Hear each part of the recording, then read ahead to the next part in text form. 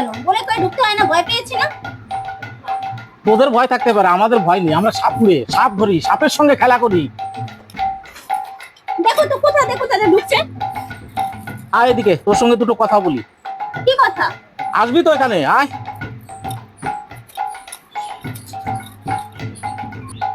বলেন কি হয়েছে?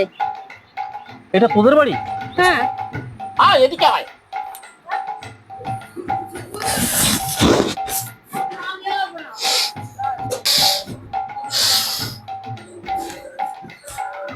কিভাবে এখানে বসবাস করিস তোরা?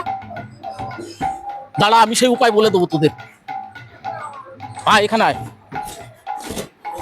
কেন কি হয়েছে? কি হয়নি শুনবি? তোদের ওই জমি আছে না, জমির আল থেকে মস্ত বড় এক সাপ ধরেছি। কালো সাপ, দাঁত বক্ষ সাপ, 5 ফুট লম্বা। এই সাপ যদি আপনাদের ঘরে ঢোকে, আপনাদের সব শেষ করে দেবে। এই সাপটি ওই কোণা দিয়ে চলাফেরা করে।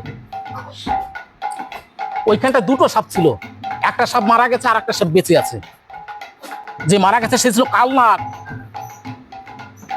তোকে আমি একটা গাছটা দিয়ে যাবো, ওই কালনাগ তোকে কিছু করতে পারবে না। তুই যদি হিন্দুর ঘরের মেয়ে হোস, শনি মঙ্গলবার দেখে কোনো এক মা মনসার মন্দিরে গিয়ে একজোড়া শাখা, সিঁদুর, আলতা, একটু দুধ কলা এই মা মনসার মন্দিরে দিয়ে আসবি। পারবি তো?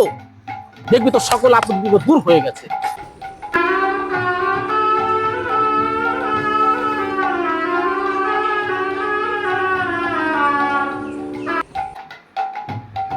পারবি তো?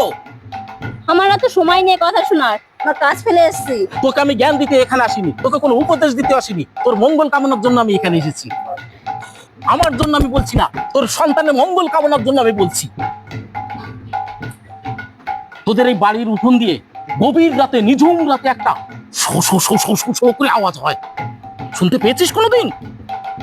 না না না, আমি ওরকম কোনো আওয়াজ পাইনি তো। তুই আওয়াজ পাবি কি করে? তুই তো থাকিস ঘুমিয়ে। তোকে আমি একটা গাছটা দিয়ে দেবো, তুই ঘুমিয়ে যাবি, কিন্তু আমার এই গাছটা কখনো ঘুমাবে না। এই গাছটা এই বাড়িটা পাহারা দিয়ে রাখবে। এর এত শক্তি। তুই যখন রাস্তা দিয়ে হেঁটে যাস, দেখবি তোর পিছনে পিছনে একটা আওয়াজ হচ্ছে।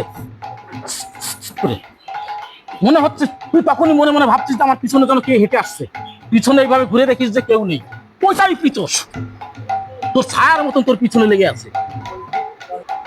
তোকে যে আমি কথাগুলো বললাম, আমি সঠিক বলেছি কিনা তাই বল।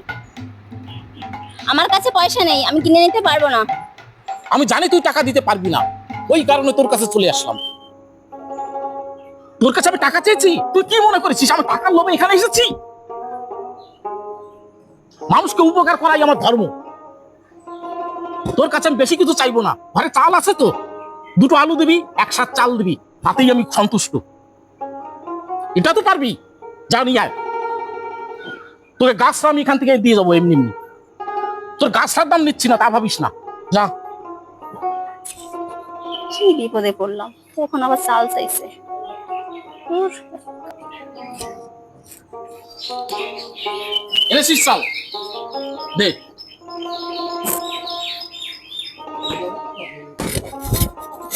দে এখানে চাল দে।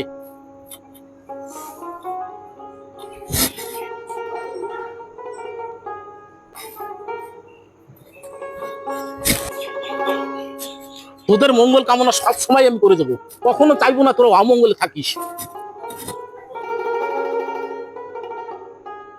এই গাছটা তোকে দিলাম, ধর। এই গাছটা ঘরের কোনায় পুঁতে রাখবি, দেখবি তোর 4 সীমানায় কখনো সাপ ঢুকতে পারবে না। তোর ধারে কাছে কখনো আপদ বিপদ স্পর্শ করতে পারবে না। এর এত ক্ষমতা। তুই যা ভয় পেয়েছিস, যা ওখান থেকে একটা ফুল নিয়ে আয়, তোকে একটা ফুল পড়ে দিই, সব ভয় কেটে যাবে। যা।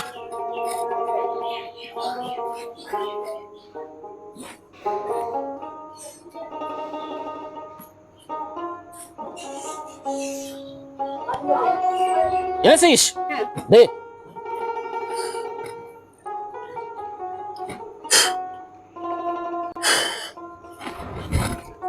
যে ফুলটা দিলাম বালিশের তলায় রেখে দিবি, তো সব ভয় কেটে যাবে। যা। ভাবছি কিছু বলবো না, এই ফুল আর এই গাছটা তুমি রাখো, তোমার ভয় আছে। রাস্তাঘাটে কে কখন তোমাকে মেরে দেয়। অত কথা বলার কি দরকার ছিল? দুটো চাল চাইলেই তো দিয়ে দিতে পারতাম। শুধু শুধু আমার সময় নষ্ট করছো কেন? ওঠো এখান থেকে। একটা মানুষ হয়ে আর একটা মানুষকে কিভাবে ঠকাতে হয় সেটা তো দারুণ শিখেছো তো। তুমি মানুষ না জানোয়ার? মানুষ নামের কলঙ্ক। এখান থেকে ওঠো তো, যাও তো এখান থেকে। আমি তো ভালোর জন্য বলছি। আমাদের ভালো তোমার দেখা লাগবে না, নিজের ভালো নিজে দেখো। মানুষকে কিভাবে বোকা বানানো যায় সেটা তো ভালোই শিখে এসেছো। বেরো ওখান থেকে। এই তোমার চাল ধরো, এই চাল নিয়ে এই সীমানা থেকে বেরিয়ে যাও। কখনো যেন আমার সীমানায় না দেখি তোমাকে। কি গুল মারলো বসে বসে, এত মিথ্যা কথা মুখস্থ করে এসেছে সব ভাষা। সব বাড়িতে একই কথা বলে বেড়ায়, একটা সব মরে গেছে, একটা সব বেঁচে আছে, একটা সব মরে গেছে, একটা সব বেঁচে আছে। বাপরে বাপ, কিভাবে মানুষকে ঠকায়, আমার কাজের 12টা বাজিয়ে দিল।